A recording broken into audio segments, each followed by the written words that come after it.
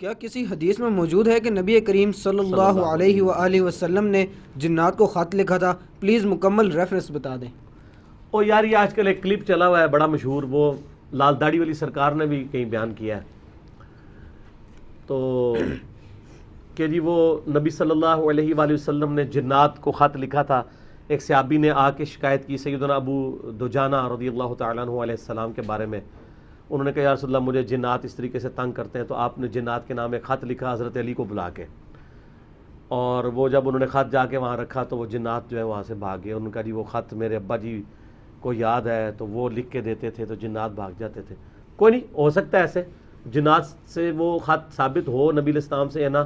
اگر کوئی سمجھتا ہے اس طرح سے جنات بھاگ جاتے ہیں تو ٹھیک ہے، کرے، ہم تو اس سے بڑی بات کرتے ہیں۔ صحیح مسلم میں حدیث ہے، تم اپنے زمانے جاہلیت کے دم مجھ پہ پیش کرو، اگر اس میں شرکیہ الفاظ نہیں ہے تو تم ان کو اسلام میں بھی کرتے رہو، اگر تمہیں اس سے فائدہ پہنچے، کوئی ممانعت نہیں ہے۔ تو اگر کوئی اس طرح کا ہے اور اس نے اس کا کوئی فائدہ دیکھا ہے تو کرے، شرکی الفاظ نہ ہو۔ ایون اگر کوئی غیر مسلم بھی ہے، جیسے آپ یہ دیکھیں ڈسکوری چینل کے اوپر ہانٹنگ پروگرام لگتا تھا، غیر مسلموں میں لوگ موجود ہیں، وہ بھی جنات نکال دیتے ہیں، اگر شرکی الفاظ نہ ہو تو وہ جیزس کرائسٹ کو خدا کہہ کے نہ بلا رہے ہوں تو آپ کروا سکتے ہیں علاج کے طور پہ، ٹھیک ہے۔ باقی رہا اگر آپ اس کو حدیث پیش کریں گے تو یہ حدیث تو بہت کمزور درجے کی ہے۔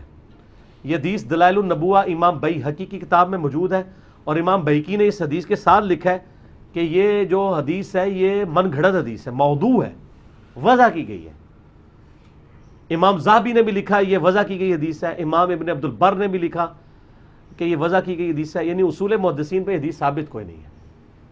تو باقی اس میں کوئی الفاظ میں نے پڑھ کے دیکھیں، کوئی شرکی الفاظ تو کوئی بھی نہیں ہے، اللہ ہی سے مدد مانگی گئی ہے۔ اگر اس کو کوئی علاج کے طور پہ لے لے تو وہ ویسا ہی علاج ہے جیسے زمانے جاہلیت کے کافروں کے دم بھی چل رہے ہیں تو وہ چلتے رہے، تو اگر آپ ضعیف روایتوں پہ دم چلاتے رہے تو چلاتے رہے۔ البتہ جو سنت وظائف ہیں وہ تو ہم نے چھاپے ہوئے، ہمارا اورنج کارڈ ہے، بلو کارڈ میں بھی موجود ہے۔ جادو ٹونا، وبائی امراض اور قدرتی حادثات سے بچنے کے 5 سنت وظائف میں نے اس میں لکھے۔ آیت الکرسی کا وظیفہ صبح شام ایک دفعہ صحیح بخاری میں موجود ہے، اللہ تعالیٰ کی طرف سے فرشتہ حفاظت میں مامور ہو جاتا ہے۔ سنن نسائی الکبریٰ میں ڈیٹیل موجود ہے۔ معوذتین سنن ابی داؤد، جامع ترمذی میں حدیث ہے کہ یہ 3 صورتیں ہر چیز سے تمہیں کفایت کر جائیں گی، آخری 3 صورتیں سورہ اخلاص، سورۃ الفلق اور سورۃ الناس، صبح شام 3 دفعہ پڑھیں۔ اسی طریقے سے سنن ابی داؤد میں حدیث ہے کہ جو شام کو ایک دفعہ پڑھ لے صبح تک اللہ کے قلعے میں رہے گا، جو صبح پڑھ لے شام تک اللہ کے قلعے میں رہے گا۔ لا الہ الا اللہ وحدہ لا شریک لہ، لہ الملک ولہ الحمد وہو علی کل شیء قدیر۔ اس طریقے سے ابو داؤد ترمذی میں حدیث ہے کہ جو صبح شام 3 دفعہ پڑھ لے بسم اللہ الذی لا یضر مع اسمہ شیء فی الارض ولا فی السماء وہو السمیع العلیم، اسے کوئی ناگہانی آفت نہیں آئے گی۔ اس طریقے سے صحیح مسلم میں ہے، مسند امام احمد میں ہے، جو 3 دفعہ پڑھ لے اعوذ بکلمات اللہ التامات من شر ما خلق، تو کوئی موذی جانور، بچھو وغیرہ کا ڈنگ اسے اثر نہیں کرے گا۔ یہ سارے سنت وظائف ہیں۔ صحیح مسلم میں حدیث ہے سورہ بقرہ کو شیاطین نہیں پا سکتے، جس گھر میں سورہ بقرہ کی تلاوت ہو جنات وہاں سے بھاگ جاتے ہیں۔ تو یہ وظائف۔ اس طریقے سے سورہ بقرہ کی آخری 2 آیات کے بارے میں بخاری مسلم میں حدیث ہے، جو رات کے وقت پڑھ لے ہر چیز سے اس کو کفایت کر جائیں گی۔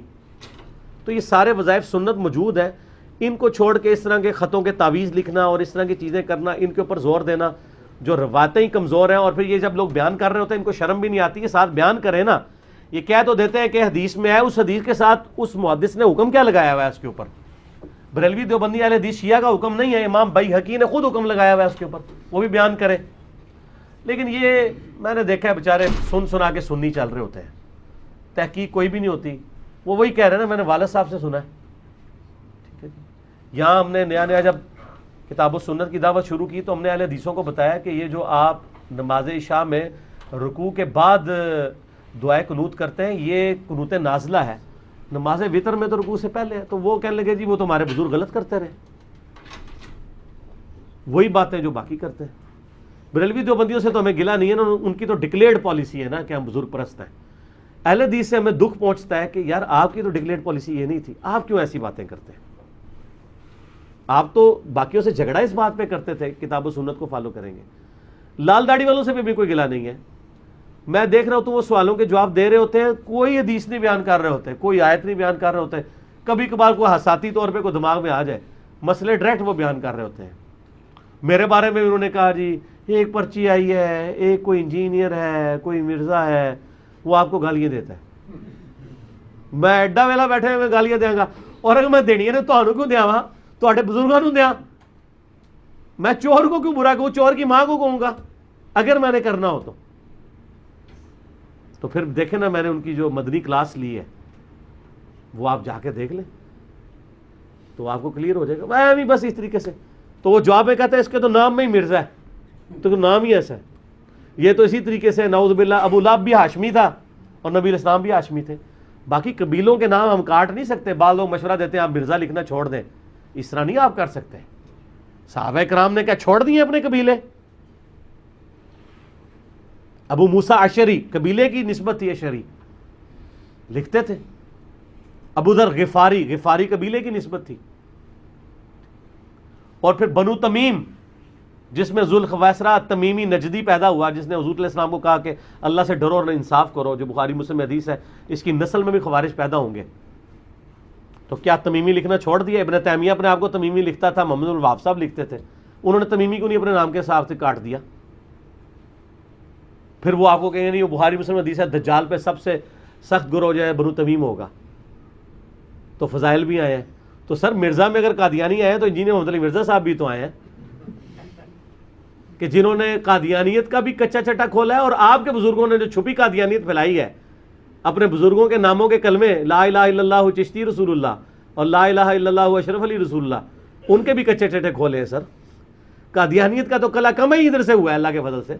آپ تو چھپے قادیانی تھے, یعنی آپ کی ڈیفینیشن میں تو آپ کو مسلمان ہی سمجھتا ہوں کہ آپ صرف غلامت قادیانی پہ چڑھتے تھے, اپنے بزرگوں کے آگے سر جھکائے ہوئے تھے. ہم نے تو سب کو لا کے لائن حاضر کر دی ایک دفعہ, ٹھیک ہے, سب پہ تکبیر پڑھ دی ہے اللہ کا نام لے کے, ایک ہی سب پہ کھڑے ہو گئے محمود و ایاز, ٹھیک ہے جی.